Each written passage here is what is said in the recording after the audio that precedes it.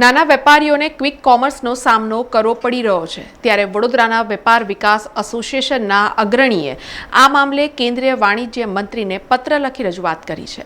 સમગ્ર રાજ્ય સહિત વડોદરા શહેરના નાના વેપારીઓને પણ હવે ક્વિક કોમર્સનો સામનો કરવો પડશે ત્યારે આ મામલે વડોદરા વેપાર વિકાસ એસોસિએશનના પ્રમુખ પરેશ પરીખે કેન્દ્રીય વાણિજ્ય મંત્રી પિયુષ ગોયલને પત્ર લખી રજૂઆત કરી છે। આ અંગે પરેશ પરીખે જણાવ્યું હતું કે આજે એક દુકાનમાં એવરેજ 4 થી 5 માણસો કામ કરતા હોય છે એટલે એક દુકાન પર 20 25 જણનો પરિવાર નપતો હોય છે।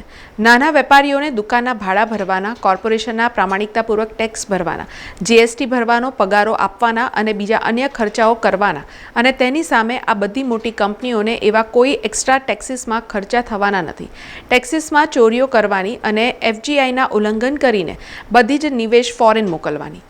મને એમ લાગે છે કે જો આ કાયદામાં સરકાર હસ્તક્ષેપ નહીં કરે તો આગામી વર્ષોમાં ટોટલ નાના વેપારીઓ ખલાસ થઈ જશે। માટે વડાપ્રધાન નરેન્દ્રભાઈ મોદી અને અન્ય મિનિસ્ટ્રીએ આ બાબતમાં હસ્તક્ષેપ કરીને તાત્કાલિક આ બાબતે નવા નિયમો બનાવવા પડે તેમ જણાવ્યું હતું। Confederation of All India Traders CAIT ભારતભરના 8 કરોડથી વધુ વેપારીઓનું એક સંગઠન છે, જેમાં ગુજરાતમાં હું કેટ ગુજરાતનો અધ્યક્ષ છું। ઘણા વર્ષોથી કેટ દ્વારા એફડીઆઈના મુદ્દે ફ્લિપકાર્ટ અને એમેઝોન જેવી કંપનીઓનો સતત વિરોધ કરી રહ્યો છે। સરકાર જોડે ઘણા બધા વિચાર વિમર્શ કર્યા છે, ઘણી બધી ફરિયાદો કરી છે, ઘણા બધા આવેદનપત્રો આપ્યા છે, છતાં હજુ એફડીઆઈના કોઈ નવા કાનૂનો બન્યા નથી જેથી નાના વેપારીઓનો ફાયદો થાય। ત્યારે એક નવી સમસ્યા શરૂ થઈ, ક્વિક કોમર્સ। આજે બ્લિંકિટ કે ફ્લિપકાર્ટ મોટી કંપનીઓ આજે મોટા શહેરોમાં નાના એરિયાઓમાં ડેપો બનાવીને 8-8 10-10 મિનિટમાં ઘર વખરીનો સામાન આપે છે, શાકભાજી, દૂધ હોય કે કરિયાણું હોય।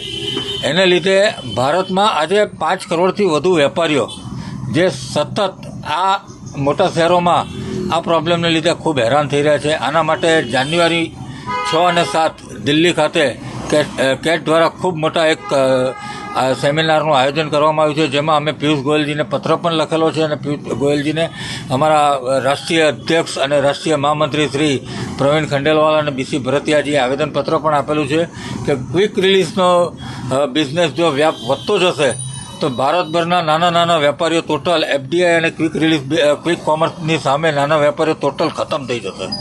આજે ભારત વર્ષોથી સદીઓથી એક મહાજનનો દેશ કહેવાય, જે દેશ વિદેશમાં વસ્તુઓ નિકાસ કરતો હતો, ત્યારે આજે નાના વેપારીઓ બિલકુલ નામશેષ થઈ જશે એવું હાલની તારીખમાં લાગી રહ્યું છે।